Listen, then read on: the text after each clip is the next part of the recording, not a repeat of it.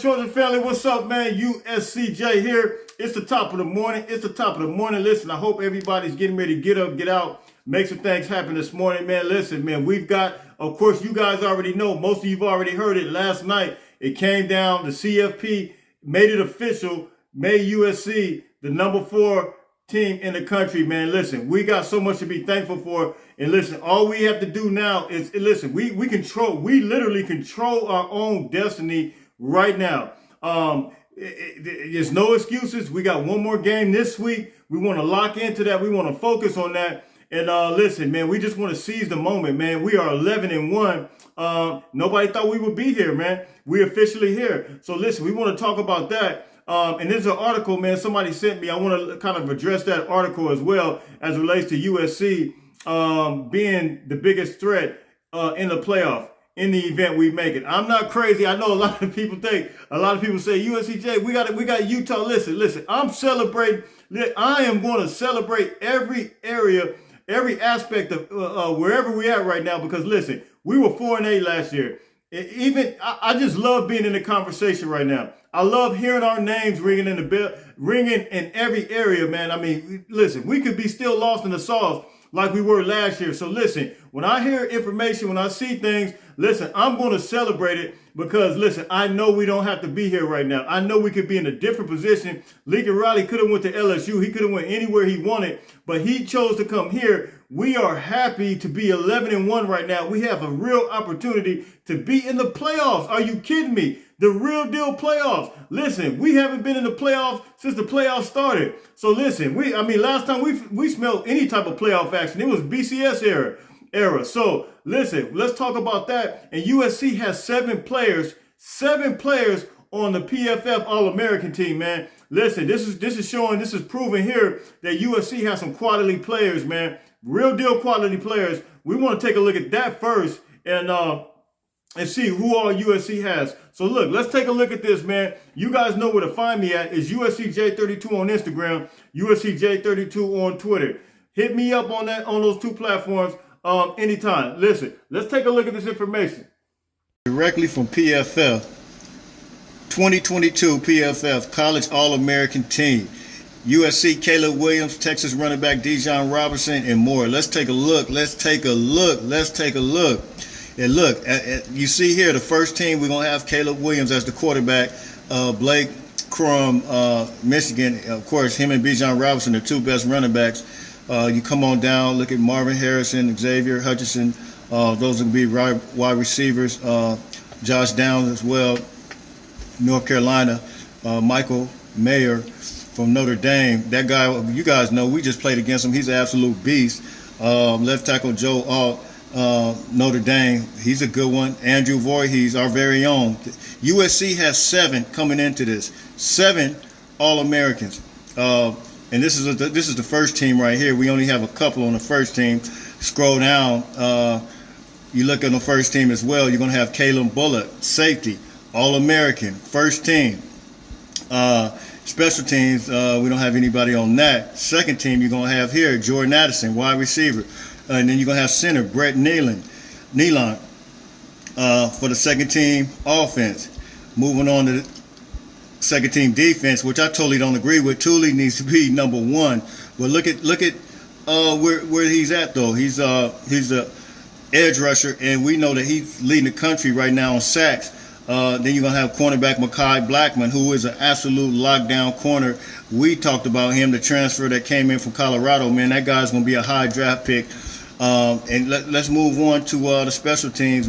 Nothing here, but in the third team, we don't have any on here as well. But if you look, the first team, second team, USC is heavy in the first team and second team. And that's going to be 7 players. 7 players, All-Americans, 2022 for the USC Trojans. Now, for those who say that the roster is weak and that the defense is weak, just take a look here. Take a look here. 3 players on the defense. Mekhi Blackman, Thule, and then you see on the offense, Jordan Addison, Brett Nealon. They come back down, you're going to see Caleb Bullock, man. Caleb Bullock has been a monster. His interceptions has been out of control as well. I think he's at 5, if I'm not mistaken. Forgive me if I got it wrong. I don't have it exactly pulled up. I think he's at 5. You see Andrew Voorhees, and then, of course, we got Caleb Williams, the number 1 overall PFL All-American team. And you see that here. And we think that's going to be a lock for the Heisman if you're going to be the number 1 quarterback for All-American team, man. So listen, man, congratulations to all those USC Trojans who made the All-American team. Man, this is almost, the season's almost over, man. I mean, man, it's almost, I know we got some things to expect. We got the bowl matchup, of course, in the playoff that we're expecting. We got Utah this Friday. But listen, man, this season went so fast, and man, it's like we just began the season. I can remember when we started with Rice, and now it's about to be over. But look, let's just seize the moment. Let's take in the moment for everything that we're witnessing and everything that USC is involved in, man. I'm expecting Coach of the Year as well. So look, these are some of the awards, and these are some of the things that USC has to look forward to in the coming weeks here. Let me give a shout out to RC. He sent me this article on Instagram, and it's coming from Yahoo Sports. And of course, we just had the rankings, and now we're gonna start seeing, I think, little pockets of articles, little pockets of things that people are now starting to recognize this. You're starting to hear more and more, especially last night as the playoff rankings came out. Of course, USC does have to handle business. Let me clarify myself. USC does have to handle business against Utah, but you're starting to see little pockets of people really recognizing who USC is now, and now you're starting to see these little articles pop up. And this is one here from Yahoo Sports, and once again, RC sent it to me. It says, why USC football, not Michigan, is Georgia's top threat for the national championship. Michigan and TCU joined Georgia as remaining undefeated teams, but we're unconvinced either of those schools is the top threat to the Bulldogs' throne. Beware of Southern Cal. And so it basically talks about on that edition. But listen, man, USC is, they're really, people are starting to take shape. And, this thing is starting to take shape, and people are starting to recognize who USC is, man. And this is just a little 2-minute read, but I tell you what, it's little pockets of articles like this that people are starting to recognize it. And as a result, USC is starting to get more and more. Listen, here's a scenario I have. What happens if Georgia lost to LSU? And what happens if TCU remains? Well, let me see. What happens if TCU loses against Kansas State, which is likely? But I'm actually a fan of TCU. I think they took care of business. They did everything they needed to do. And they did almost lose against Baylor. But what happens if they remain undefeated? And what will happen if Michigan remain undefeated? Because I don't see them losing against Purdue. Michigan goes to number 1. And where does Georgia go? Does Georgia go to number 3, or does Georgia go to number 2? Because I really do think the way that Georgia played against Missouri, the way that Georgia played against Kent State, and there was one more game that I seen them that it just didn't look like the Georgia of last year. How they were just overpowering people.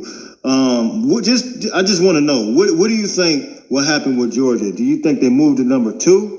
Or do you think they move to number 3? You know they're not coming out of the top 4, but where do you think Georgia will move to in the event that happened? Now, like I told you guys before, this is a business, and I don't see Georgia moving away from playing in Georgia. I think they got it set up like that. The Peach Bowl, where they'll be playing at, which is for the number 1 seed and the number 4 seed. So I can see Georgia, if they lost, they will skip all the way to the number 4 seed. That's a guarantee.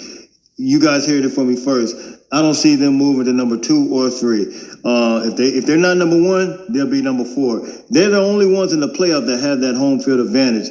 You guys hit me. Let me know what you guys think about that. But USC is being recognized now as one of those teams that could be a powerhouse within the playoff. All right, so USC is represented real strong as far as the All-American PFF All-American team, man. So look, hey, it's go time. It's on and popping, like I told you guys. It's on and cracking. Listen, we got some things moving and grooving in the right direction, and hopefully all these recruits will see all these things that these accolades that each individual is getting from the team, man, because we got some players, some real deal players, man. So look, hit me in the comment section on it. Like, share, subscribe. What's your thoughts on it? And we'll move from there. Listen, I got an announcement tomorrow. We will be doing, John Walker and myself, we will be going live, but we're going live a little extra early. It's going to be early. It's going to be 6 a.m. West Coast time, 9 a.m. East Coast time. Schedule's kind of conflicting, so we want to make sure we get it in. We're going to get the preview. We're going to be live. Those who are on your way to work, whatever you're doing at that time, if you're on your way to work, just getting up, getting your coffee, man. If you're getting your workout on, listen, throw your earbuds on and listen. We're going to be on live, man. It's previewing the USC versus Utah game and what we expect. How things that we can change different, man. Yeah, we're gonna eliminate that tight end action. We did it with UCLA, we did it with Bobo. We can do it. And Notre Dame to an extent. He did catch one touchdown, but anyway, at any rate, we're gonna talk about that tomorrow. We're gonna preview it. So listen, you guys come get with us tomorrow. 6 a.m. East Coast time. 6 a.m. West Coast time. 9 a.m. East Coast time. We will be on live previewing the USC Utah game. Listen, until tomorrow, man, listen, everybody, make sure you get up, get out, get ready to make some things happen this morning, man. Listen, get ready to make it happen. Fight on, until tomorrow. Fight on.